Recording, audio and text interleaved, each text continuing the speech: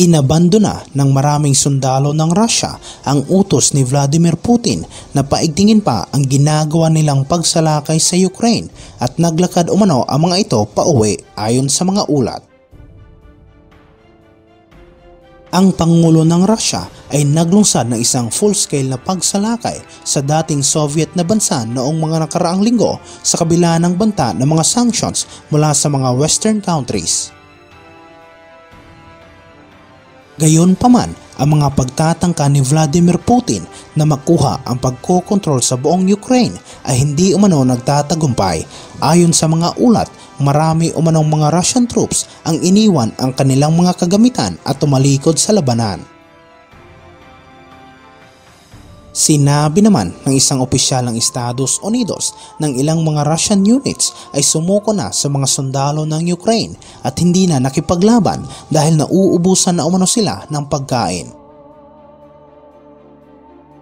Ang isang journalist na si Paul Mason ay nagpost ng isang video sa Twitter na kung saan nagbigay siya ng paliwanag kung bakit nabigo si Vladimir Putin na makuha kaagad ang Ukraine at kung bakit tumanggi ang ilang mga Russian na sundalo na makipaglaban.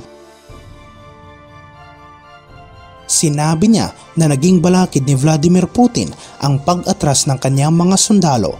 Mayroon din umanong mga ebidensya na nagpapakita na hindi lamang umano tumakas o tumangging makipaglaban ang mga Russians, kundi mayroon din umanong halimbawa na isang buong unit ang iniwan ang kanilang mga high-tech na sasakyan at nagmarcha pa uwi.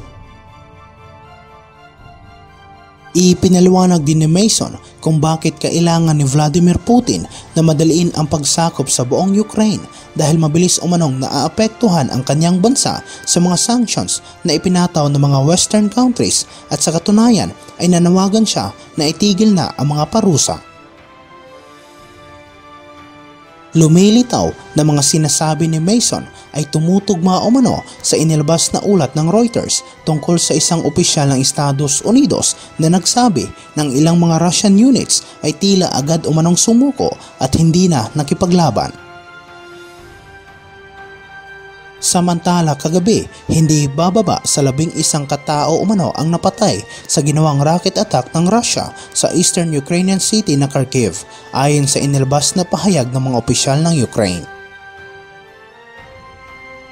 Mahigit sa 1 milyong katao na ang umalis sa Ukraine mula na magsagawa ng pagsalakay ang Russia sa bansa ayon sa inilabas na ulat ng isang UN official at hindi pa kabilang dito ang mga taong napilitang umalis sa kanilang mga tahanan na nasa loob pa ng war zone ngayon. Kwinisyon din ng mga Western countries ang mental state ngayon ni Vladimir Putin dahil sa inilabas na pahayag ng isang dating malapit na kasamahan nito at sinabi niya na ang Russian President ay unti-unti umanong nababaliw. Maraming bansa ang nababahala ngayon sa mental health condition ni Vladimir Putin dahil anumang oras ay posibleng pindutin ng Russian President ang nuclear trigger na hawak umano niya.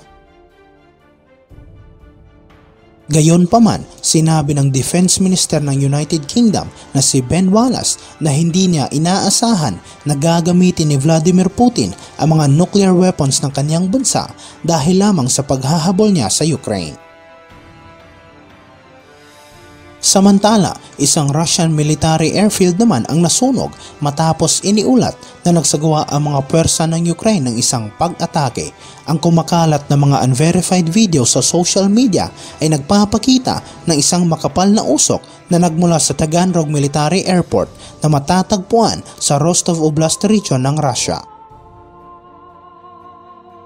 Sinabi ng isang local journalist na si Julian Ropke na ang sunog ay sanhi ng ginawang pag-atake ng Ukrainian Army. Sinabi niya na nakita umano ng mga Russian troops ang ilang bahagi ng ginamit ng missile na tumama malapit sa isang Il-76, isang uri ng Russian airlifter.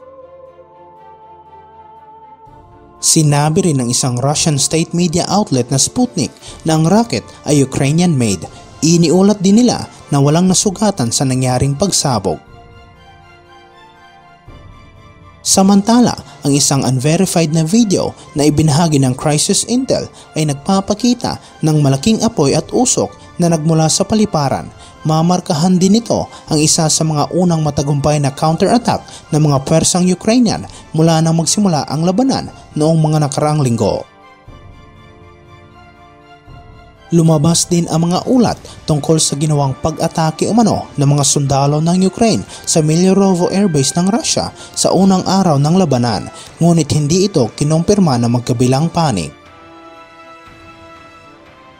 Matapos ideklara ni Vladimir Putin ang isang digmaan sa Ukraine noong mga nakaraang linggo, ang mga sundalo ng Moscow ay pumasok sa nasabing bansa sa pamamagitan ng Belarus, Crimea at mga separatistang rehiyon na suportado ng Russia. Naglungsad ang Russia ng isang mabangis na pag-atake sa Kiev, ang kabisera ng Ukraine, at Kharkiv, ang pangalawang pinakamalaking syudad ng bansa. Gayunpaman, wala sa mga ito ang matagumpay na nakuha ni Vladimir Putin dahil ang mga Ukrainian na sundalo ay patuloy na nilalabanan ang Russian army. Inakusahan naman ng mga Ukrainians ang mga sundalo ni Vladimir Putin na nag-commit umano ng mga war crimes dahil marami umanong sibilyan ang nadamay at namatay dahil sa ginawang pag-atake ng Russia.